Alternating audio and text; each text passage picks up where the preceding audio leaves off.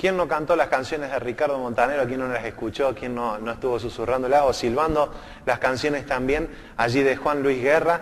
La verdad que son dos cantautores tremendos que tenemos aquí en América Latina y que son de bendición para muchas personas. Y ellos han sido influenciados por Jesús y ahora tratan de influenciar. De eso que recibieron, tratan de dar. Porque de esto se trata.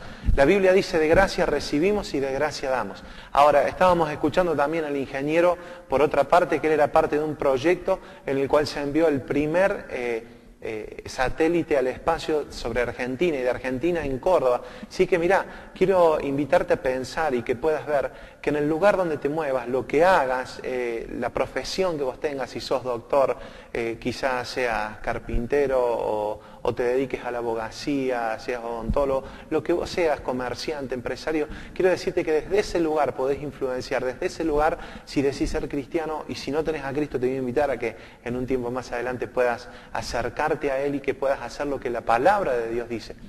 Vamos a ir con la segunda parte de la nota allí al ingeniero Roque de Alessandro. Esto, claro, generó un impacto a nivel social, generó un impacto en su vida, el poder participar de un evento tan importante como el lanzamiento de un satélite y participar en eso.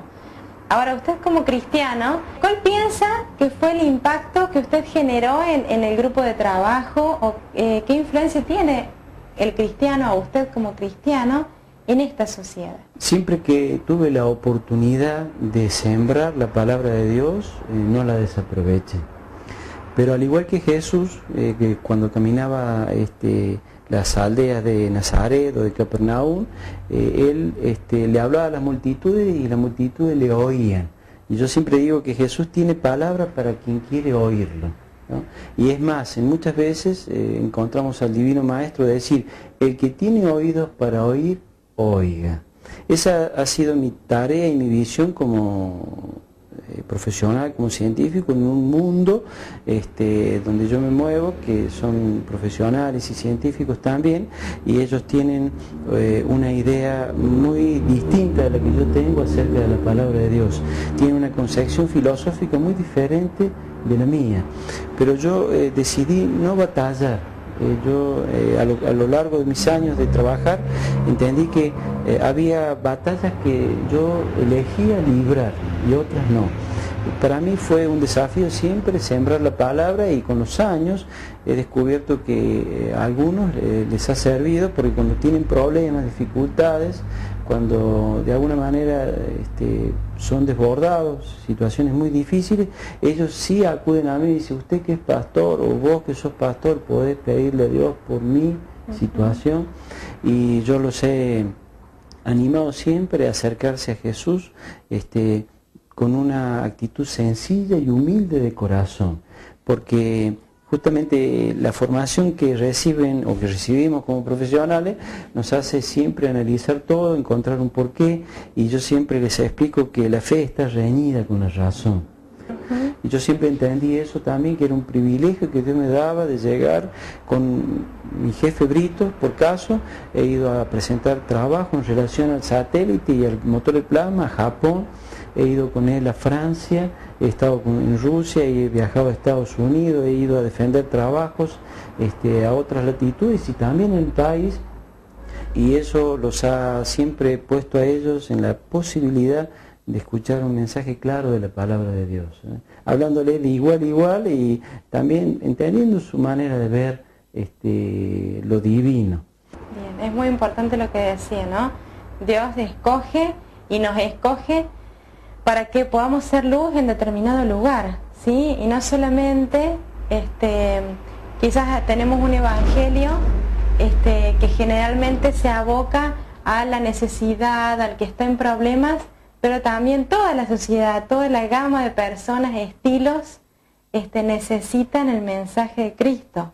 Y es bueno que podamos ser luz justamente como lo ha sido en todo el lugar donde nos toque estar, ¿verdad? Por ejemplo, yo me considero un hombre comprometido con Jesús y le digo a la gente de que debe volcar su necesidad a los pies del Divino Maestro, que Él tiene respuesta para todas las necesidades de la vida. Y me siento siempre tentado a hablarles, y quizás a veces abuso de la buena voluntad porque insisto, pero hoy por hoy estoy más convencido que nunca de que al perdido el Evangelio y al salvado la gracia. Predico ambas situaciones. Y creo que nosotros como cristianos tenemos que tener esta visión de que el perdido necesita salvación y el salvado necesita de la gracia de Cristo. Vamos a ir a las notas ahora, vamos a preguntar allí en la calle, estuvimos consultando primero qué era ser cristiano y después cómo influía eso que nos respondían, cómo influía en la sociedad donde estábamos. Así que vamos adelante con las notas, allí con Paula.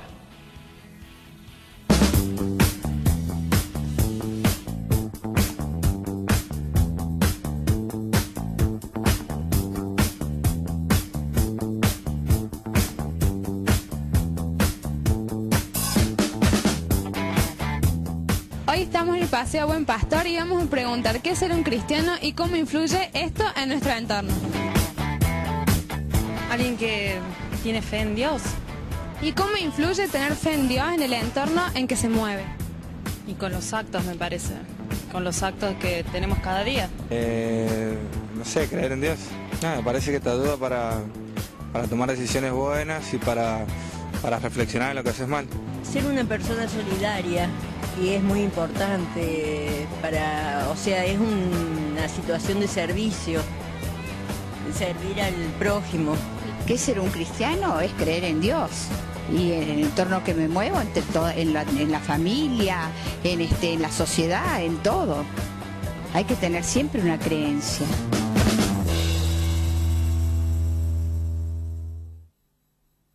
Esto es lo que nos decía la gente allí en la calle, que era lo que es ser cristiano. En realidad, cristiano lo que significa es ser pequeños Cristos, imitadores de Jesús, imitadores de Cristo, de lo que Él decía, de lo que Él hablaba, poder ser discípulos de Él, hacer lo que Él hacía. Esto es ser un cristiano.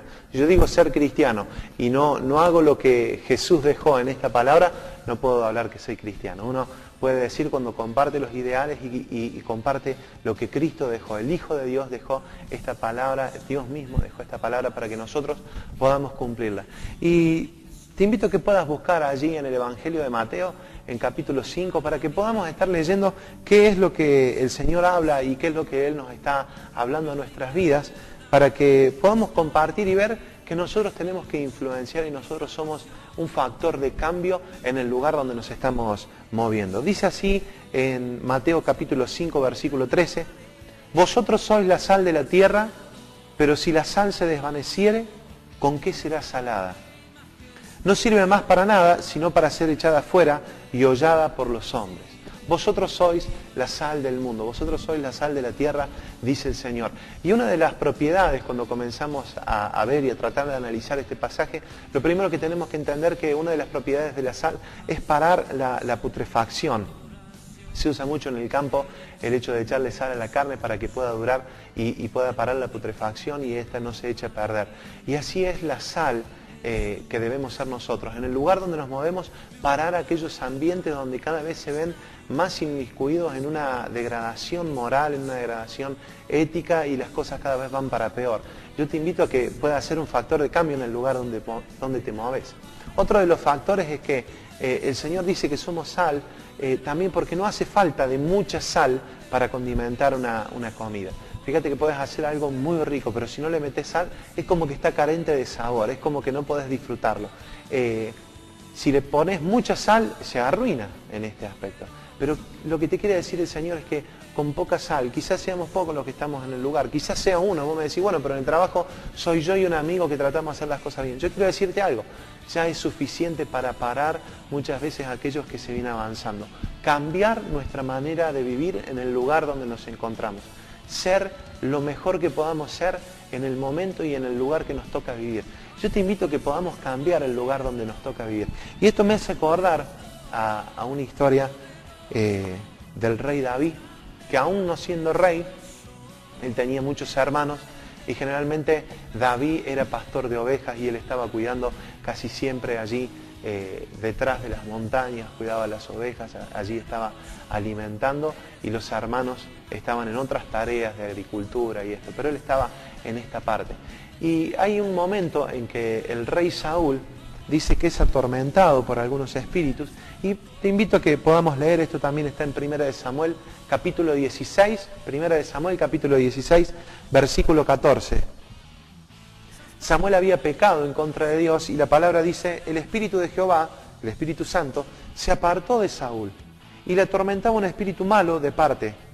Y los criados de Saúl le dijeron, he aquí ahora un espíritu malo te atormenta.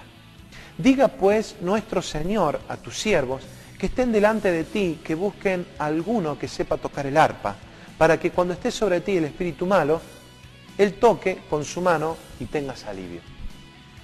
Y Saúl respondió a sus criados, buscadme pues ahora a alguno que toque bien y traédmelo. Entonces uno de los criados respondió diciendo, he aquí yo he visto a un hijo de Isaí, de Belén, que sabe tocar, y es valiente y vigoroso, y hombre de guerra, prudente en sus palabras, y hermoso, y Jehová está con él. Y Saúl envió mensajeros a Isaí diciendo, envíadme a David, tu hijo, aquel que está con las ovejas. Y tomó Isaí un asno cargado de pan, una vasija de vino y un cabrito, y le envió a Saúl por medio de David su hijo. Y viniendo David a Saúl, estuvo delante de él, y él le amó mucho, y le hizo su paje de armas. Y Saúl envió a decir a Isaí, yo te ruego que esté David conmigo, pues ha hallado gracia a mis ojos. Y cuando el espíritu malo venía sobre Saúl, David tomaba el arpa y tocaba con su mano, y Saúl tenía alivio y estaba mejor, y el espíritu malo se apartaba de él.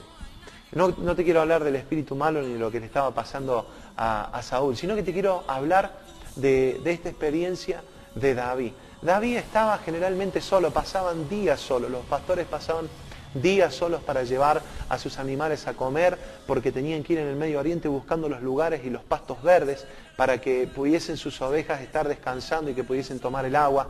Entonces esto demoraba tiempo, no era que salían en la mañana y volvían en la tarde, sino que pasaban mucho tiempo. Porque a mí lo que me llama la atención es que muchas veces nosotros hacemos bien las cosas cuando alguien nos está mirando. Influenciamos bien o actuamos bien cuando alguien nos está mirando. Si nadie nos mira, hacemos como nos gusta, como no tenemos presión. Y yo quiero invitarte a que tu forma de vivir, tu forma de actuar sea distinta, aun cuando te vea alguien o cuando no te vea nadie. Mirá, vos me podés decir no me ve nadie, pero yo quiero decirte algo. Dios está siempre mirando a cada uno de nosotros, a ver a quién puede hacer el bien. Y seguramente elige el Señor a aquellos que están obrando bien delante de su presencia. ¿Sabes por qué te digo que había alguien que lo había visto a David? Yo me imagino que David ni se había dado cuenta, porque él, recordá, estaba detrás de las ovejas, estaba de pastor, era una tarea no muy grata. Y dice que Saúl respondió a sus criados en el versículo 17, buscadme pues ahora alguno que toque bien y traédmelo. Entonces uno de los criados respondió diciendo, he visto a un hijo de Isaí en Belén que sabe tocar bien. Y escucha esto, porque esto es lo que yo quiero hablarte. No tan solo se trata de que seas un buen profesional, de que sepas lo que estás haciendo. Que vos me puedes decir, bueno, yo tengo la capacidad de hacerlo bien. El problema y la demanda va a ser mayor para tu vida cuando las cosas sabes cómo hacerlas bien para que produzcan y para que estén bien y no estás haciéndola como corresponde. Fíjate lo que dice. No solamente habla acá de que David era un buen músico tocando el arpa, no era uno que tocaba de oído, uno que más o menos rascaba la guitarra, sino que era uno que sabía tocar bien el arpa, que podía traer algo especial a los oídos. Era alguien que dice, realmente esta persona sabe cantar, o sabe tocar, o sabe lo que está haciendo. Dice la palabra de Dios que allí este hombre le dijo, entonces uno de los criados respondió diciendo, aquí yo he visto a un hijo de Isaí de Belén que sabe tocar y es valiente y es vigoroso y es hombre de guerra y es prudente en sus palabras y hermoso y Jehová está con él. Es tremendo, qué importante es que tengamos a Dios y que sepan las personas que Dios está con nosotros. Ahora, muchas veces nosotros decimos ir a la iglesia, no importa qué iglesia, que vayas a la iglesia, quizás a la parroquia del pueblo, que estés yendo a la iglesia donde asistimos, y decimos, no, yo tengo presencia de Dios. Parece que en la iglesia fuéramos todos santos, que hay como una aureola allí en medio de nuestra cabeza, que pareciéramos que deberíamos estar allí con los santos, ¿no? Pero qué tremendo es que lamentablemente cuando salimos de la iglesia no podemos reflejar al mundo lo mismo. Y el problema, o lo bueno, no es hacernos adentro de la iglesia los santos y actuar bien dentro de la iglesia. Por supuesto que sí, pero mejor es hacerlo fuera. Porque quiero decirte que allí, como leíamos en Mateo capítulo 5, versículo 13, dice que somos la sal de la tierra.